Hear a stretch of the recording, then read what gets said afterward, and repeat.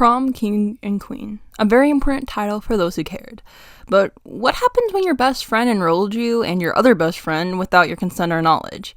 Well, if you win, then you're surprised. If you don't, you're never the wiser. And for Shinzo and Kaneko, they could have cared less.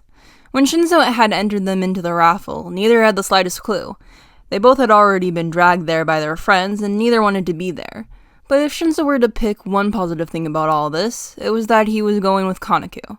He would never in a million years admit his crush on the girl, but he had to admit, if he was going to be at a fancy prom dance, he'd rather go with his ambivert friend rather than his extrovert one. "Hey, there's food over there," Kaneko said, pointing at the food bar. Shinzo could barely hear her over the music. "Huh?" he asked, but after following her finger, he nodded. She grabbed his hand so they wouldn't get separated and headed over to get some food. Shinzo was leaning against the bar while Kaneko grabbed some drinks and food. "It's really loud, huh?" he asked when she was closer to him. Kaneko looked up at him from her food and nodded. "Yeah, I think I'm gonna go deaf." Shinzo laughed at this, but knew that was probably more true than he realized. He grabbed her free hand. He had gotten used to physical affection.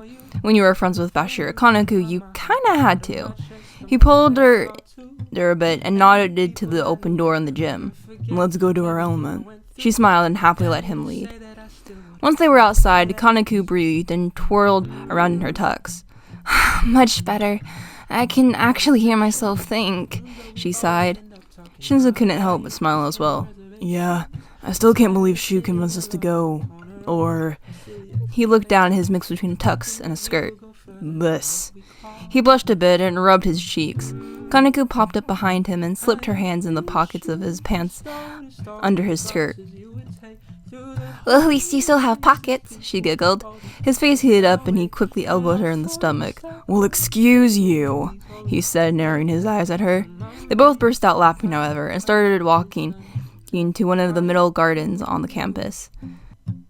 "Wow, these got pretty," Shinzo breathed as he looked around. "Yeah, also looks like they set it up for prom." She was right.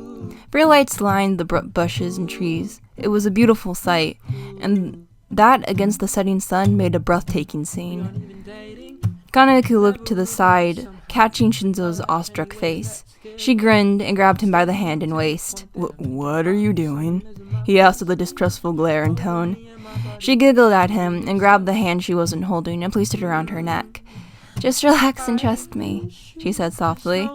He felt his cheeks heat up again, but he allowed it. He let this 5'8" woman guide him through the fairy-lit garden. They took turns twirling each other, and switched now and again who was in the lead, the faint music of the prom dance being their melody, while the sounds of nature were their beat. As Shinzo finally got comfortable, Kaneko decided to surprise him by grabbing his waist again and dipping him. He was so shocked and flustered he could barely speak. He looked up at her wide-eyed as she gave him a charming, oblivious smile. He was falling for her all over again, and she had no idea. Just then, they both heard President Mike's voice. "Now if you all lovely dudes and dudettes could quiet down and while we pick prom king and queen, that'd be amazing," he shouted. Kaneko and Shinzo looked at each other and laughed. Shinzo, still being dipped, smiled up at her. "Imagine if we had entered. I couldn't see you wearing one of those goofy crowns." He laughed. Kaneko giggled with him. "Yeah, and you would freeze on stage." Kaneko dropped him and lay down beside him as they both burst out laughing.